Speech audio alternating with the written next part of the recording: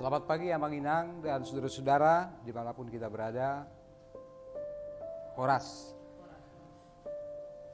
Pagi hari ini kita akan memulai ibadah kita. Marilah kita mempersiapkan hati. Asini roh hamadi hamudoh damai nasihat di bata amat tai marhite-hite Kristus Yesus Tuhan tai. Amin. Hamu nahina holongan hata dari bata dihita di manugut nyarion manghuton almana di huriata HKBP hari Selasa tanggal 4 Agustus 2020 tersurak mai di Rut Bidu 2 ayat 12. Saya dibalos jahuba matuho uhummu nadinggani jala ikon maru panaguk mahosian jahuba di batani Israel nani dapot tonmu lau maroding-oding tutoru ni habuk kabungna. Dalam bahasa Indonesia, Tuhan kiranya membalas perbuatanmu itu dan kepadamu kiranya dikaruniakan upahmu sepenuhnya oleh Tuhan Allah Israel yang di bawah sayapnya engkau datang berlindung. Demikianlah firman Tuhan bagi kita. Kapan atau bilakah kita berbuat baik? Kapankah waktunya kita berbuat baik? Pertanyaan ini Amang Inang dan saudara-saudara menjadi penting karena tidak mungkin semua perbuatan baik dapat kita lakukan. Artinya kemampuan kita terbatas. Pikiran kita pun terbatas saja. Uang kita tidak cukup untuk melakukan setiap perbuatan baik. Tapi kapan atau bilakah berbuat baik? Tentu ini adalah kesempatan yang diberikan Tuhan kepada kita. Ada waktu, ada kesempatan agar kita tetap berbuat baik. Sekali lagi kita di sini membaca saudara-saudara tentang kisah Naomi dan Ruth, mertua dan menantu yang sekarang mereka sudah kehilangan penyokong atau pembela di tengah-tengah keluarga. Sebagaimana kita tahu, Naomi sudah menjanda. Kemudian dia punya anak, dan kemudian anaknya itu menikah. Tetapi anaknya itu pun telah meninggal dunia. Salah satu menantunya yaitu Ruth tetap berkeras untuk mengikuti mertuanya itu, meskipun suaminya sudah meninggal. Perempuan Moab itu dengan tegas mengatakan, kemana kamu pergi, situlah aku pergi. Di mana kamu bermalam, disitulah aku bermalam. Bangsamulah bangsaku dan Allahmu adalah Allahku. Sebenarnya tidak ada lagi yang perlu diperjuangkan oleh Ruth untuk tetap mengikuti mertuanya itu.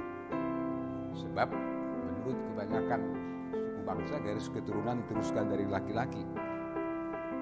Tidak ada lagi harapannya untuk meneruskan nama keluarganya. Tetapi Ruth melihat sesuatu di balik dari hubungan mertua dan menantu.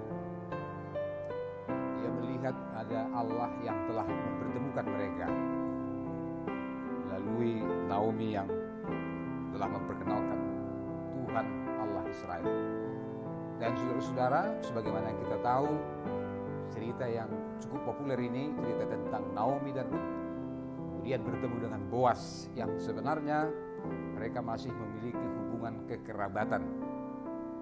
Bagi orang Israel ada yang disebut sebagai kaum penebus.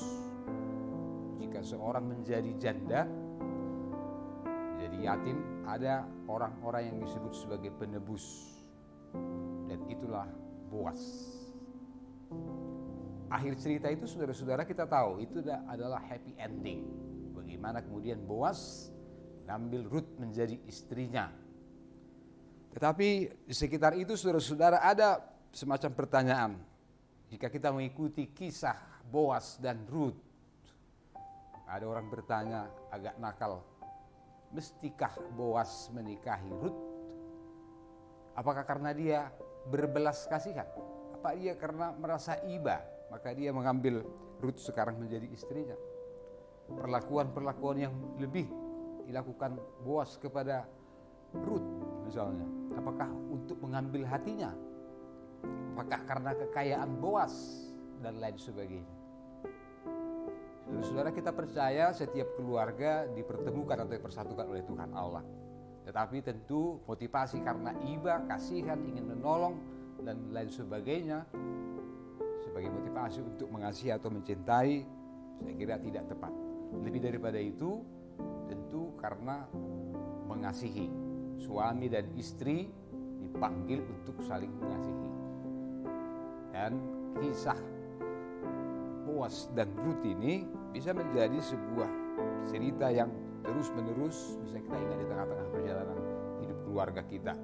Apapun latar belakang kita, apapun latar keluarga kita, pendidikan kita yakin Tuhanlah yang telah mempersatukan atau mempertemukan. Sama seperti Tuhan buat Boas sebagai penebus bagi Naomi dan Rut. Saudara-saudara yang kekasih, ini menjadi penghiburan bagi perjalanan keluarga, rumah tangga, dimanapun berada. Ya. Adalah Boas, bisa kita bayangkan dia seorang yang kaya raya, dia mungkin glamor, iya kan? Maka dia menyebut Rut sebagai anakku, misalnya. Membiarkan Rut untuk mengambil jelai atau gandum yang tersisa dalam kisah ini.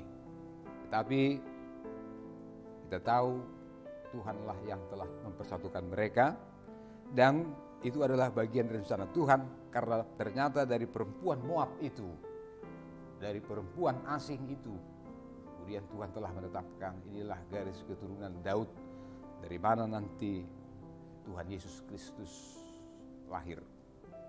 Tidak ada keluarga yang kebetulan.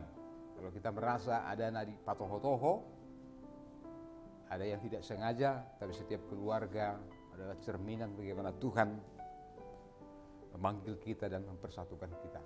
Biarlah kita hidup dan tetap memperjuangkan kehidupan rumah tangga kita. Entah seberapa lama dibiarkan Tuhan kita di tengah-tengah keluarga itu. Yang menarik yang kedua dari firman Tuhan hari ini, Amang Inang dan saudara-saudara, adalah Boas melakukan perbuatan baik, dan dia mengatakan kepada Rut setelah dia mendengar kisah Rut, kiranya Tuhan membalaskan kepadamu segala perbuatanmu, dan kepadamu kiranya dikaruniakan upahmu sepenuhnya. Ini adalah perkataan Boas. Ayat ini adalah perkataan Boas kepada Rut. Dia telah mendengar kisah bagaimana Rut begitu mengasihi mertuanya, mengikutinya, dan setia bersama-sama dengan dia.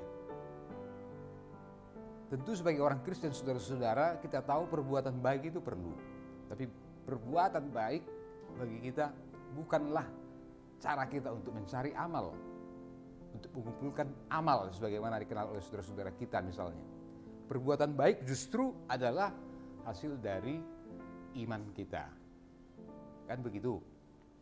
Jadi bukan perbuatan baik jalan kita untuk mendapat keselamatan, tapi kalau kita diminta untuk tetap berbuat baik, itu adalah buah iman kita. Kita mempercayai Yesus Kristus sebagai juru selamat. Jadi kapankah, bilakah kita berbuat baik, saudara-saudara? Kita membaca dalam Efesus pasal 2 ayat 10. Apa dikatakan di situ? Dalam Efesus 2 ayat 10, Rasul Paulus berkata, karena kita ini buatan Allah, diciptakan dalam Kristus Yesus untuk melakukan pekerjaan baik yang dipersiapkan Allah sebelumnya Ia mau supaya kita hidup di dalamnya. Supaya kita melakukan pekerjaan baik yang dipersiapkan. Artinya yang telah dipersiapkan. Saya meyakini Abang Inang ada sebuah kesempatan, ada momen di mana kita berbuat baik, Tuhan telah mempersiapkan itu. Artinya tidak semua kesempatan mungkin kita mampu berbuat baik karena kekuatan kita terbatas, hidup kita terbatas, tapi ada kesempatan di mana kita tidak harus melakukan perbuatan baik yang telah dipersiapkan Allah. Maka saudara-saudara, teringatlah kita pada perkataan Tuhan Yesus. Yesus juga berkata dalam Yohanes 9 ayat 4, bagaimana setiap orang harus melakukan pekerjaan Bapa yang telah mengutus Tuhan Yesus, mengutus kita ke dunia ini. Selama masih siang, artinya selama masih ada kesempatan, tetaplah berbuat baik.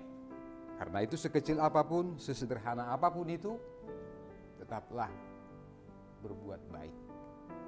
Usahakanlah kebaikan, pikirkanlah kebaikan, rancanglah sesuatu kebaikan dan sesuatu yang patut sepanjang hari ini. Tuhan memberkati kita.